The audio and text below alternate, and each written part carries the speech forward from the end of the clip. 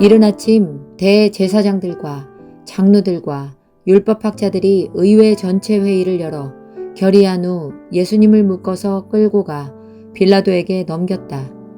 빌라도가 예수님께 내가 유대인의 왕이냐 하고 묻자 예수님은 그렇다 하고 대답하셨다. 대제사장들이 갖가지 죄목을 붙여 예수님을 고소하자 빌라도는 다시 예수님께 사람들이 저토록 여러 가지로 너를 고소하는데 왜 한마디 변명도 없는가 하고 물었다. 그러나 예수님이 아무 대답도 않으시는 것을 보고 빌라도는 이상히 여겼다. 명절이 되면 총독은 백성이 원하는 죄수 하나를 석방하는 전례가 있었다. 마침 폭동을 일으키고 살인한 죄로 갇혀있는 폭도들 중에 바라바라는 죄수가 있었다. 군중들이 빌라도에게 전례대로 죄수 하나를 석방하라고 요구하자 빌라도가 그들에게 여러분은 내가 유대인의 왕을 놓아주기를 원하시오? 하고 물었다. 빌라도는 대제사장들이 예수님을 시기하여 자기에게 넘겨준 것을 알고 이렇게 물은 것이다. 그러나 대제사장들과 군중들은 충동하여 오히려 바라바를 요구하게 하였다. 그때 빌라도가 군중들에게 물었다. 그러면 여러분이 유대인의 왕이라고 부르는 사람은 어쩌란 말이요? 십자가에 못 박으시오. 이유가 무엇이오? 이 사람이 무슨 죄를 지었소?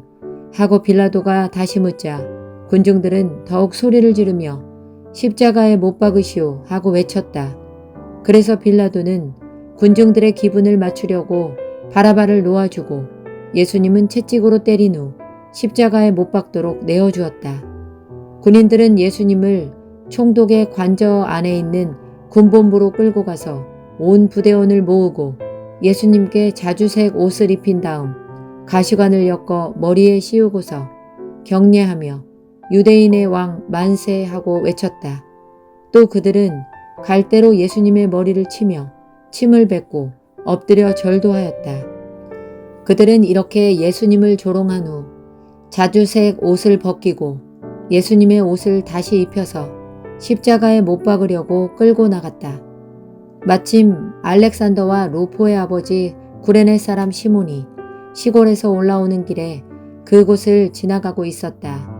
군인들은 그를 보고 강제로 붙잡아 예수님의 십자가를 지고 가게 하였다.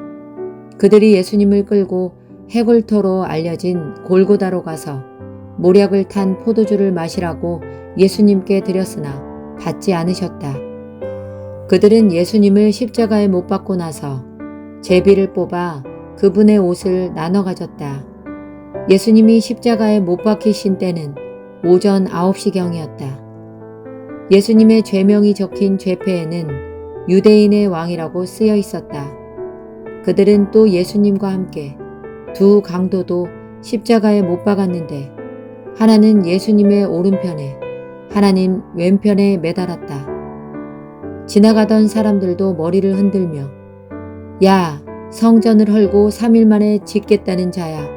내 자신이나 구원하고 십자가에서 내려오너라 하고 조롱하였다. 대제사장들과 율법학자들도 그와 같이 예수님을 조롱하며 남은 구원하면서 자기는 구원하지 못하는군. 이봐, 이스라엘의 왕 그리스도야. 당장 십자가에서 내려와 보아라. 그러면 우리도 믿겠다 하였고 함께 못 박힌 강도들까지도 예수님을 욕하였다. 낮 12시가 되자 온 땅에 어두움이 뒤덮이더니 무려 3시간 동안 계속되었다. 오후 3시에 예수님은 엘로이 엘로이 라마 사박다니 하고 크게 외치셨다. 이 말씀은 나의 하나님, 나의 하나님, 왜 나를 버리셨습니까? 라는 뜻이었다. 곁에 서 있던 사람 중에 어떤 이들은 이 말을 듣고 저것 봐, 엘리야가 부르잖아 하고 말하였다. 그때 한 사람이 달려가 해면을 신 포도주에 적셔 갈대에 꿰어다가 예수님의 입에 대며 엘리야가 와서 내려주나 보자 하였다. 예수님이 큰 소리를 지르시고 숨을 거두시자 성전 휘장이 위에서 아래까지 둘로 찢어졌다. 그러자 지켜섰던 장교는 예수님이 이렇게 숨을 거두시는 것을 보고 이 사람은 정말 하나님의 아들이었구나 하였다. 그리고 여자들도 멀리서 바라보고 있었다. 그들 가운데는 막달라 마리아, 작은 야고보와 요새의 어머니 마리아, 그리고 살로메가 있었다. 그들은 예수님이 갈릴리에 계실 때 따라다니며 섬기던 여자들이었다. 그 밖에도 예수님을 따라 예루살렘에 함께 올라온 여자들도 많이 있었다. 그날은 안식일 전날, 곧 안식일을 준비하는 금요일이었다.